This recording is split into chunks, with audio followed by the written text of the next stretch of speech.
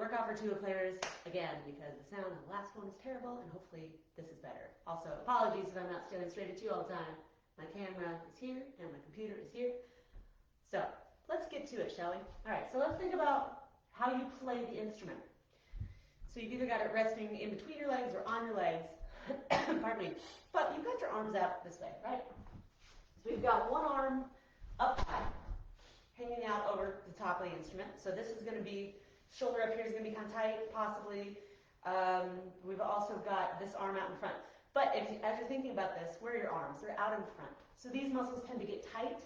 These muscles tend to be a little weak. And we have some imbalances that we need to address. So before we get into that, real quick, if you'd like a longer, more in-depth tutorial style workout of this, where you get the entire workout done and explained for you, you can download that on my website at musicstrong.com/live workouts. I've got all the instruments done, downloaded, ready to go.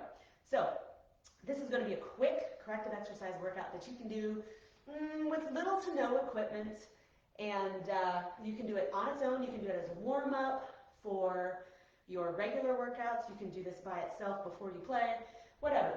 So before we start getting the muscles to move, the point is here that if you've got tight muscles, we've got to get those tight muscles to calm down before the underactive muscles will have a chance to work, right? So first couple things to worry about. We've got your upper traps. So again, we're like this, right? It's pretty easy to shrug, especially when you're getting into things. You're leaning forward, you're holding the instrument, right? So the first thing we're going to do is we are going to self-massage. If you have one of these goofy things or a Theracane is kind of like half of this. I got this on Amazon. It's called Body Back Buddy. This is great. I know this is like a torture device, but it's great for getting into those trigger points. So what we're going to do is we're going to find your upper traps, which are, we're going to call your shrug muscles, right? You're going to have tender points right in here that can cause headaches, they can cause jaw pain, all kinds of stuff. So you're going to find a tender point like right in there and press and hold. You're going to move your head to the side. If you don't have one of these, you can use a lacrosse ball, which is going to look a little weird and it's kind of awkward, but you take this ball in between you and the wall. You're going to have to stick your head around a door, but you find that tender spot and you press. Okay? 30 seconds or until the pain goes down. Other option, if you have no equipment, use your fingers. Pull your shoulder down, bring your head that way. Okay? That gives you a release and a stretch at the same time. Make sure you do it both sides. Okay, second thing we need to relax is your right forearm, because this is where you're playing all the time with your fingers, right? So the muscles tend to get tight here, which can cause issues here. How do we do that? Glad you asked. If you happen to have your trusty lacrosse ball, that'll work. I mean, honestly, you can use your fingers. The reason I don't like using your fingers so much is because now you're making this hand tight. But if you don't have anything, right here, honestly, it's better to use it against a flat surface, not like a wall where it's going to fall, but like a table or something. So you're going to find those tender points. Ooh, right there. Bring your fingertips together. Stretch this way. You're either going to find trigger points right here, or right here. Third option, this is called an arm aid, and I left the newer version downtown at my gym, sorry. So this is the older version, but this is great for rock climbers, great for musicians. It helps you massage your own forearms. And there are a bunch of different attachments. This big guy is the one that I have at the moment, if you happen to have one. They're amazing if you type a lot, if you play a lot. Okay, you basically put your hand through here, just like that. You roll back and forth looking for those trigger points, tender spots, hold until it relaxes. If you want more information on this bad boy, I've got a bunch of videos out. You can also get it at my website, musicstrong.com. Under shop, you can go to their site, armaid.com, enter code musicstrong, get 10% off. Okay, so now we've relaxed all these muscles. Now we've got to stretch them, right? What are the other muscles that are tight? Oh, your chest, shoulders, bicep. Here's the thing. You can do two of them in the same area. Kill two birds with one stone. We all like to be time efficient, right? So you're going to need a doorway. What I want you to do is you're going to put your arm at 90 degrees in that doorway. Squeeze your shoulder blade back and down. So just like this, squeeze that shoulder blade back and down. Ooh, twist out into the room. You'll feel a really nice stretch right here. If you don't feel anything, Keep squeezing that shoulder blade. This is if I don't squeeze. Squeeze and twist. You don't feel anything. Keep squeezing. Bring your arm up slightly higher. That will get pec minor. So pec major, pec minor. Okay? Oof, you're going to squeeze this for 30 seconds. I want you to do both sides. So again, squeeze, twist, or up higher. We'll hit both.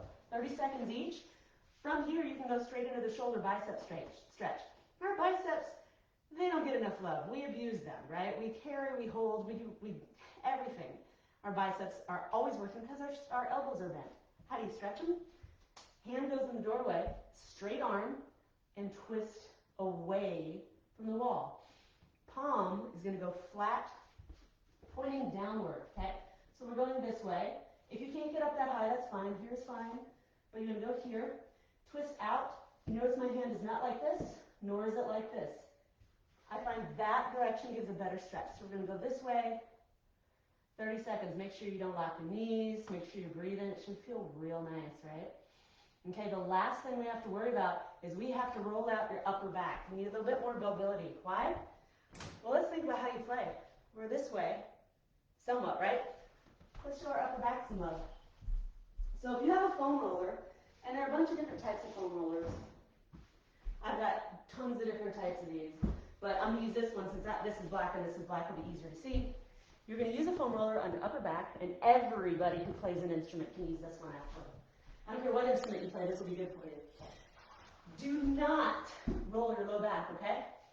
Low back is off limits. You're going to put this right at the base of your shoulder blades. Let your head rest in your hands. Bring your elbows in front of your face. You're not pulling at all. You're letting your head rest backwards. Elbows in front of your face. Lift up. Oh. Roll back and forth a couple of times. Plant your butt on the ground. Lean backwards. Do not try to do both of those at the same time. You're not leaning backwards and rolling. They are two separate things, okay? Roll. Find a good spot. Oh. Stretch. We call this thoracic extension, okay? So that's it for the mobility stuff. Now we're going to get into strength, okay? So after this, we're going to get into, oh, I forgot one. We have to worry about your forearm. So to stretch your forearm, this is what we're going to do. Ideally, you would do this on the floor, but if you happen to not be able to do that wherever you are, you're going to take your hand, you're going to put it directly underneath your shoulder. So not down here, not way up here, against the wall. If you can't straighten your arm, it's very important that you keep your elbows straight, okay? Right like this, elbows straight, touch your fingertips together, try to lift your knuckles off the ground, okay? Shouldn't be possible. Hold for 20 seconds, come out of that nice and easy, and then you're going to do it again for 30 seconds. Here's the deal. If you don't keep this straight, you won't feel the stretch here. If we need to go on the opposite side, just in case, you're going to splay your fingertips wide, put them this way, pointing back. Again, if you're on the ground, it'd be like this way. Okay, try to lift your fingertips off the wall, okay? You shouldn't be able to. And you're going to do that 20 seconds, 30 seconds. All right, so now I've done all the stretching and the rolling. We have to activate. So we're going to activate the weaker muscles. And the one we're concerned about today is called your serratus anterior. It's the muscle that's right here. And when we come this way, it gets stretched and weak. We're going to get this to act, to behave, get it to turn on, really. What you need is a towel. So a towel, a shirt, whatever. You're just going to wad it up. No big deal. Again, with the straight arm, what you're going to need is you're going to need to squeeze your shoulder blade down, keep your elbows straight, and push up on the wall. Okay, one more time. Shoulder is down, elbow is straight, press up. If you can't keep your elbow straight, it won't work. So if you find yourself doing this is going to feel really awkward because we're not used to squeezing our shoulder down and keeping the elbow, like, we're not used to doing that. Like, we could do it loosey-goosey, but that's why it's weak. It's because there's not a connection between these muscles for a lot of people, right? So if you're having trouble, I want you to face me, straighten your arm, squeeze your shoulder down, keep it down while you just move up and down. That's the motion. Now we're just going to add resistance, and just a little bit of resistance, okay? You're going to do 5 to 10 of those on each side. Real quick, I forgot to mention why, when you're stretching your forearms, why you don't do this and this. Ineffective, and it can be a little bit scary for the musician. Why? When you pull here, we get stretching here. We're getting a lot of force on this. We're trying to stretch up here. It's not as effective. When you're stretching here, we're stretching the fascia and the area in the hand, and we're not aiming for that either. We're trying to stretch higher up in the forearm. This puts a lot of pressure and can be not the best option. So make sure you do this on the floor, preferably, or on a flat surface, on a wall next. This, don't do, not as effective, okay? All right, so we've got 3 things left, and we are done. What you need next is we're going to do this for the core. Okay, all tuba players need a strong core, right? So we're going to do something called a deadbug. Feel free to hop in here with any questions you got. And you're going to use a band. I'm going to show you the difference between a regular deadbug and the variations on it, as well as the variation we're going to use. So to do a deadbug, what you're going to do is you're going to lay flat on the ground. Low back is in touch with the floor, okay? So pull in, hold it there, lift your legs 90 degrees. This is not 90 degrees, guys. So pull your low back in the ground, lift, keep that low back in touch with the ground, and you're going to touch your heel to the ground at a time, not toe, heel, not here, 90 degrees. Keep that low back in touch with the ground. Step 2.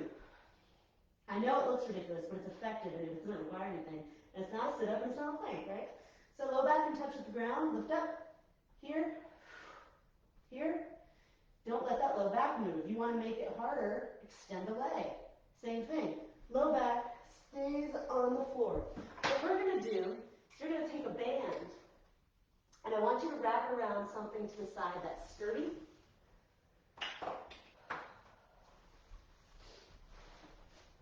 Like this. You're going to lock out your elbows. So the thing is, I keep saying lock your elbows.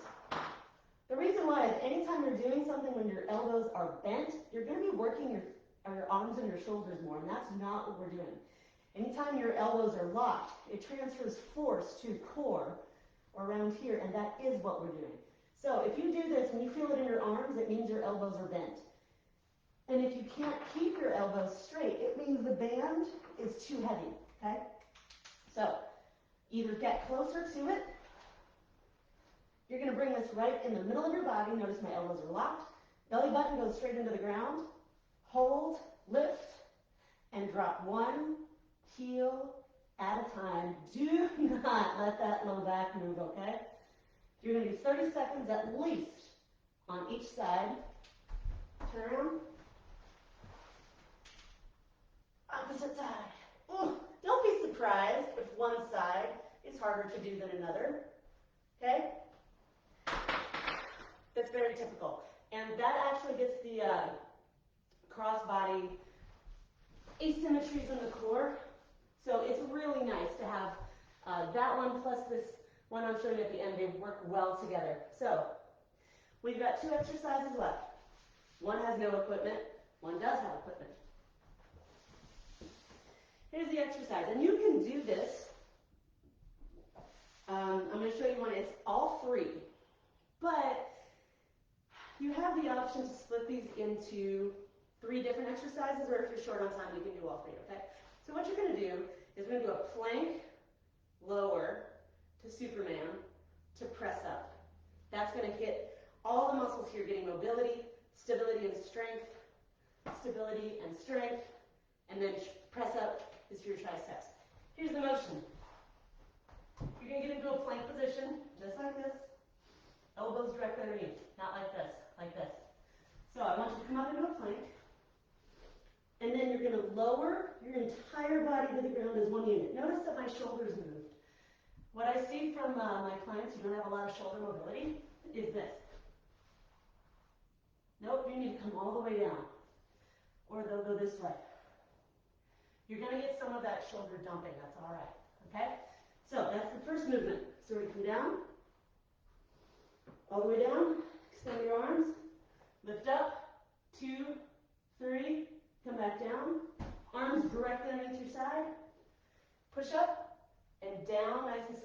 I'm pushing through the palms of my hands, okay? Come back up, here we go. Up, 2, 3, down, 2, 3, up, 2, 3, up. And we go down, down, 2, 3. 3 is an arbitrary number. The point of this is that you do it slowly. I want you to do 1 to 3 sets of 10 to 15 of these. If these are easy, hold longer. Hold 10 seconds for each one, okay? That's easy. If you really want to do it, if you don't want to do these all in one, you can break them up. You can do 10 plank lowers, 10 supermans, 10 press-ups. You'll get a little more burn that way, but the first way will put you out of breath more. So that's one of your strength moves. The next one, you're gonna need a band. And this band, let me show you the 2 options I have.